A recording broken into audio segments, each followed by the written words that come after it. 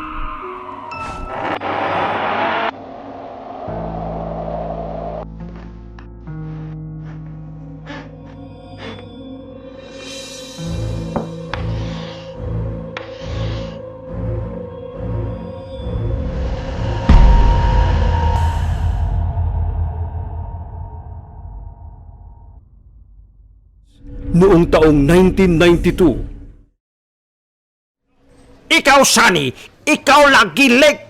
Sa susunod, ikaw na malate, ikaw akin tanggal trabaho, ha? Oho, agahan ko na bukas.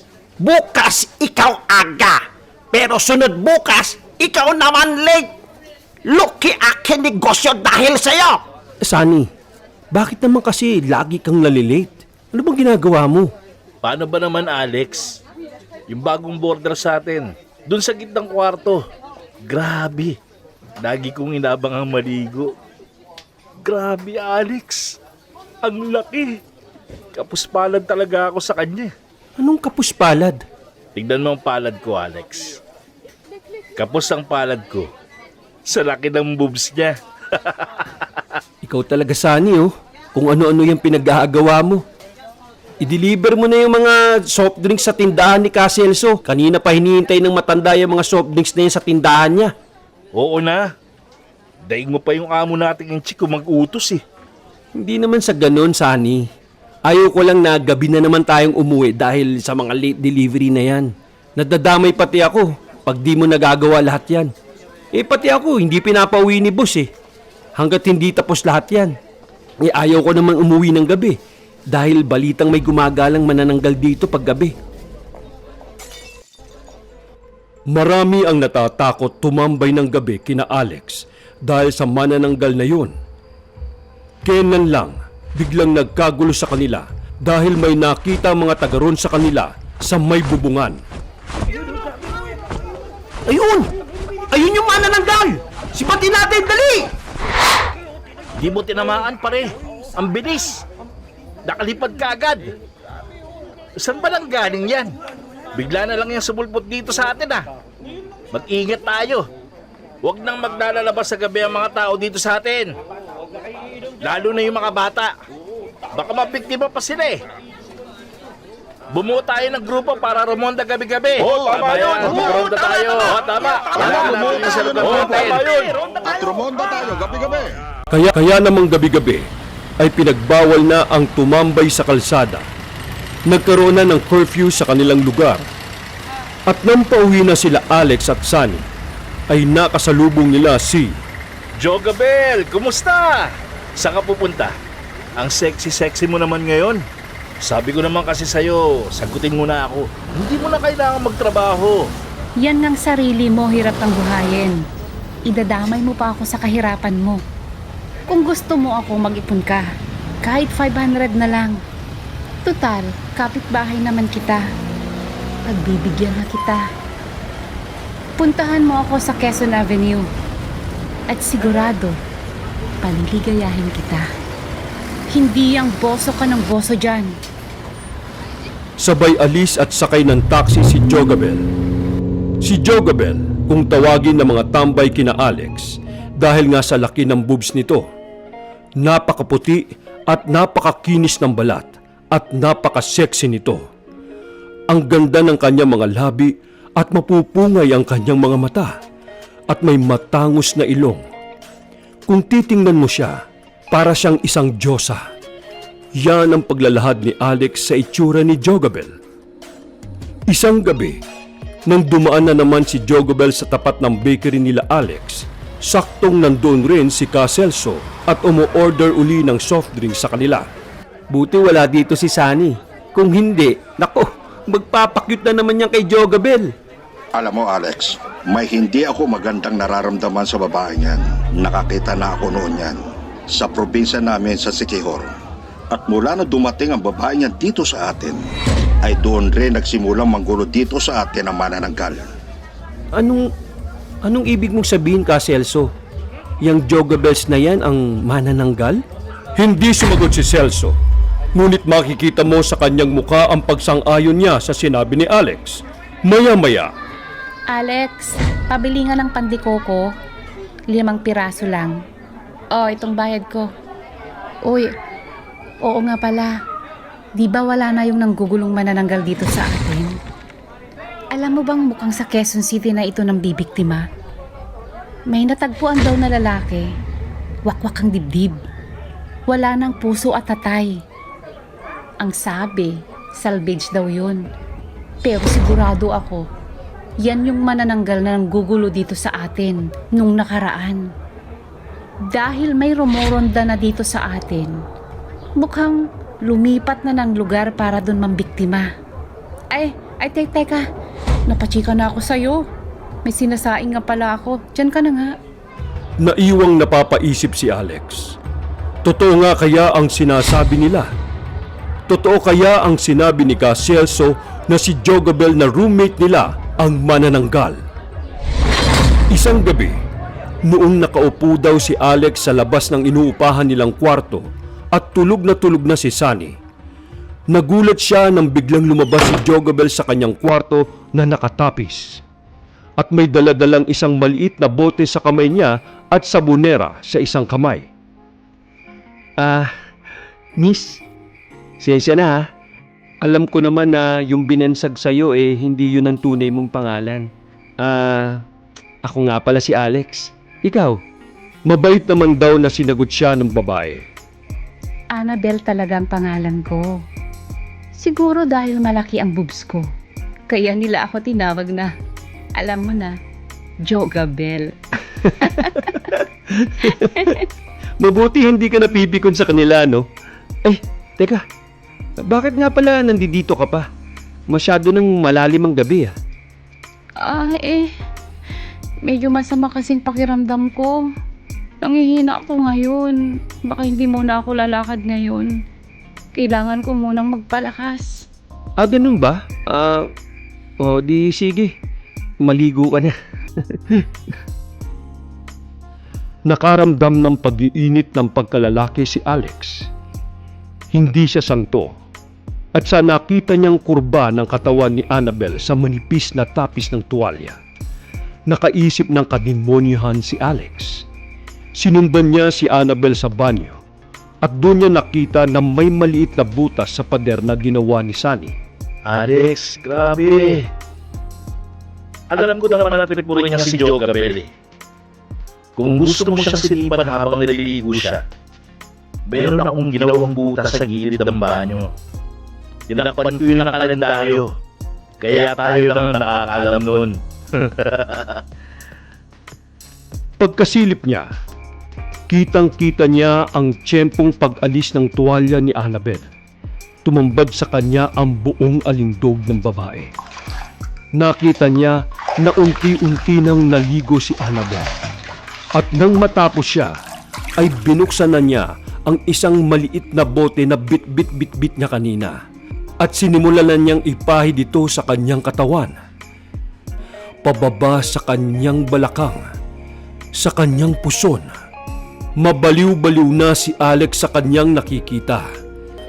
bigla na lang nagulat si Alex sa kanyang nakita. Nabitak na ang balat ni Annabel sa kanyang balakang. Nahati ito sa dalawa. At unti-unting lumabas ang malalaking pakpak ng paniki sa likod ni Annabel. Binakbak niya ang yero ng bubungan ng CR na walang kisame. At doon dumaan si Annabel na ngayon ay isa ng ganap na manananggal. Nakatulalang nakatitig si Alex sa manananggal habang lumilipad ito papalayo sa kanya. At nakita si Alex ng kapitbahay nila na nakatulala. Hoy Alex, anong ginagawa mo dyan? Sino ba yung nasa CR? Kinakatok ko ngayon pero nakalak. May tao ba dyan? Hindi napasagot si Alex. Pero sa isip niya, hindi tao, kundi isang manananggal ang nasa loob ng banyo. Kinabukasan, inabot na ng gabi, ay nakatulala pa rin si Alex sa nakita. Di niya alam kung sino ang pagsasabihan niya sa kanyang nakita. Nang biglang dumating na humahango si Sunny. Alex! Alex! Nakadiskarte ako ng 700 sa Bombay. Madadali ko na rin sa wakas yung Jogabel na yan. Dadaanan ko siya sa Quezon Ave. Nandun daw siya ngayon.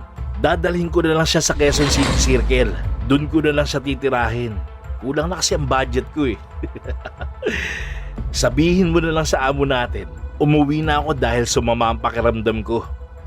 At dali-daling humangos at sumakay ng jeep papuntang Quezon Ave si Sunny. Yari ka sa akin ngayon. Pakipot ka pa. Pag natikman mo ang romansa espesyal ni Sunny, baka hanap-hanapin mo na ako.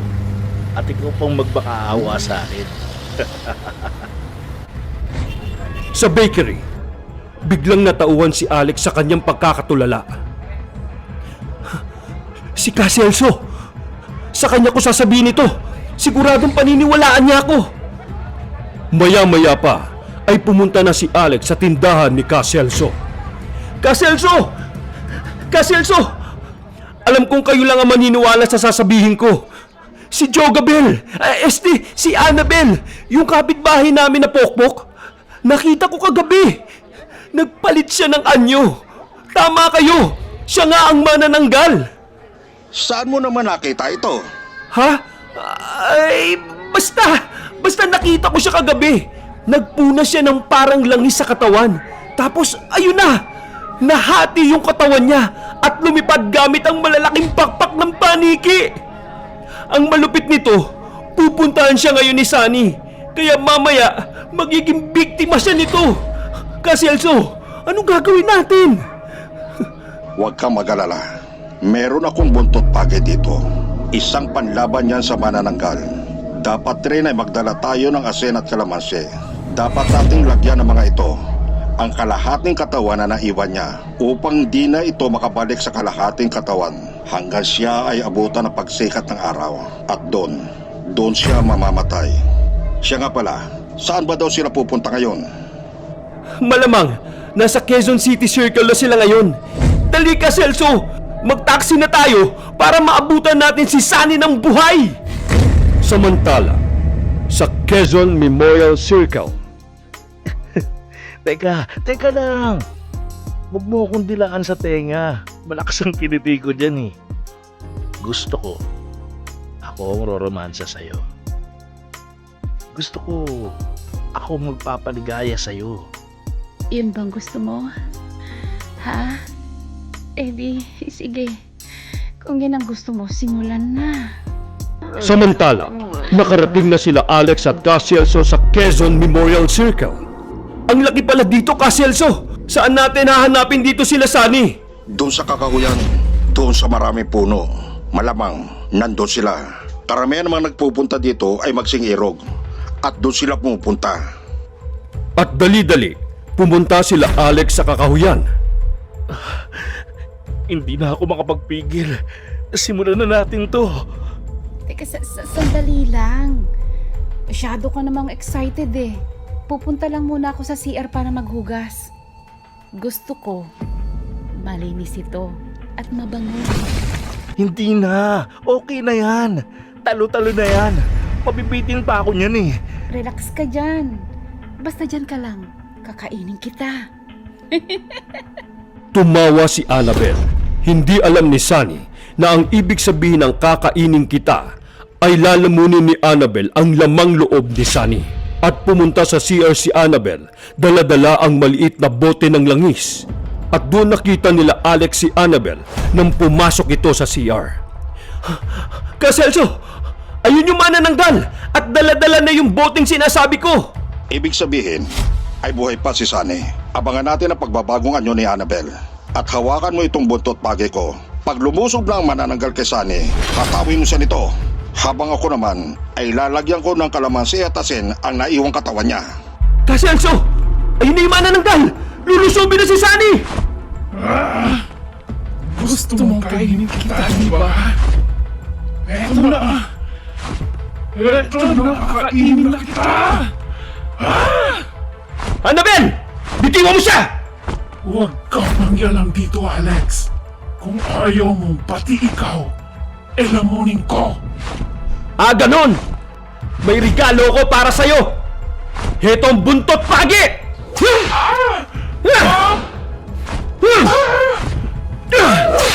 Kaselso! Lagyan nyo na ng kalamansi at asin ang kalahating katawan niya!